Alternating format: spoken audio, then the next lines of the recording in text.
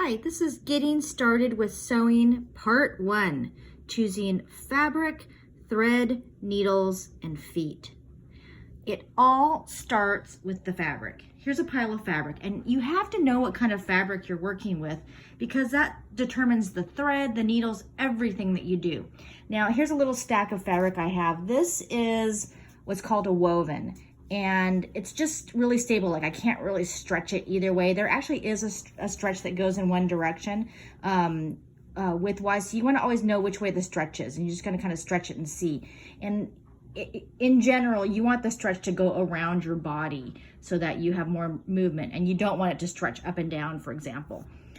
This is what's called a bottom weight. Here's a little swatch from a pair of old pants. That's a bottom weight. It's a little bit thicker. This is some quilting cotton. It's a little bit on the thinner side, and more quilting cotton. So those are all wovens. Now, when you come, the other general category would be called knits. So this would be things like what I'm wearing right here, like t-shirts. You see how it has like that little cover stitch, you know, and it's stretchy. Even fleece, I would say, I'd call a knit. And knit is really like just what the word is. It's actually little tiny threads that are knit, like as if with knitting needles. It's all one continuous piece of yarn, and knits require a whole different set of tools. All right, so that's there's also leathers and vinyls, and they will all require different tools as well. You can sew, like a lot of people like to sew bags, and I've sewn other kinds of outdoor furniture that uses vinyls. Next is choosing needles and thread. Okay, let's start with thread. Always use the highest quality thread available. Do not buy cheap thread. It will ruin your machine and ruin your project and create all kinds of hassles. It's one of the cheapest things you can do to ensure a good result. There are 3 different brands that I use in my machines. The most easily acquired is Gutermann. So there's Gutermann, and it kind of comes in this kind of long barrel style. Madeira is also Aurifil. Madeira is a very good thread, and I'll use that one.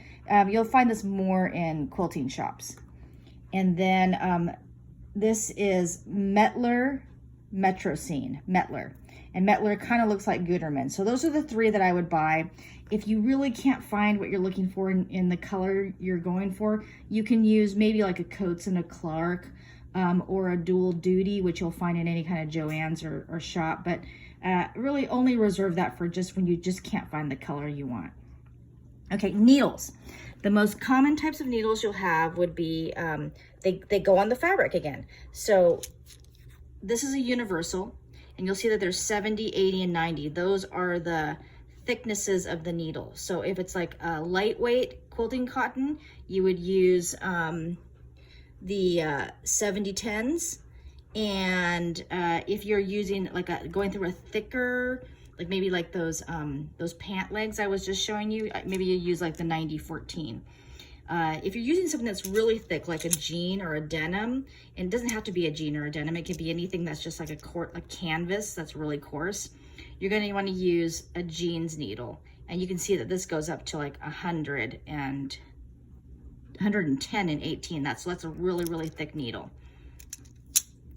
When you're using any type of stretch fabric, you're going to want to use one of these stretch needles, and they also have different weights. So if you're going through a thinner knit or a thicker knit, and the reason why a knit needle is different is that it has, whereas these have like really pointy tips, stretch needles have more of a rounded tip so that it doesn't break the knit thread. It kind of works around and through the knit. This is a double needle, and I have a separate video on that. So important needle technique, this is so important actually just for stress-free, is that these are all new packs. And the reason why I know that is because they all are facing the right direction. Whenever I use a needle, I do keep a needle in the machine, this one right here, but the question is, well, what is this? How do I know what that is? And the answer is, I store all my needles in a little Ziploc baggie separately, and then the needle that's the working needle, I put it in the machine, the pack in the machine, and I have a system here. You can see that these needles are actually reversed because they're all used. So I know that the one in the machine is a universal because it's in the back of the machine. And I also know that pretty much this packet's all used needles. So I will use used needles, but at some point, like these, you know, these are supposed to have sharp points. You kind of feel the bottom, or if you're not getting a good result on your project, then you know you need to change it out. So that's that system. Now, there are lots of other needles, and if I'm having trouble with not getting a good stitch, I may branch out. Like there's Microtech, which I use for vinyls. Sharps, same thing. There are leather needles. This is a quilting needle. If you're having problems with your project, you may want to look at different types of needles and expand into that. Choosing feet. Okay, so the majority of the feet I keep in the back of the machine. The A is the most universal. It just has the needle go right down the center. There's a lot of surface area to grip the fabric. Some feet are more open, like here's an example of an open foot. You can see that this doesn't actually have much surface area to grip the fabric, so it might cause the fabric to kind of punch in the middle, so it can be a little bit trickier. You got to make sure you have a really good needle with that one. I have a separate video on all the different feet, but they make a difference. They're there for a reason, so use them to your advantage. But for the majority of the time, you can probably just use this universal A. All right. The really important thing to know is that there are needle positions that are relative to each foot. So for example, you can see that this has a very wide open space. That's going to allow for like a zigzag stitch, because it means that the needle has room to go back and forth in that little hole.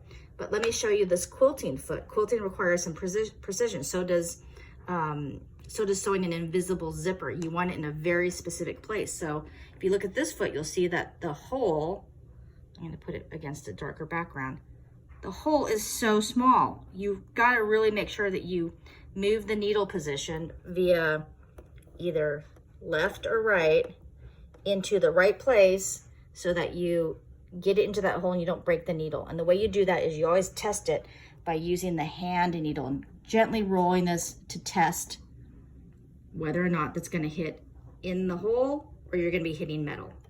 All right, that's part 1. Go to part 2 for test stitches.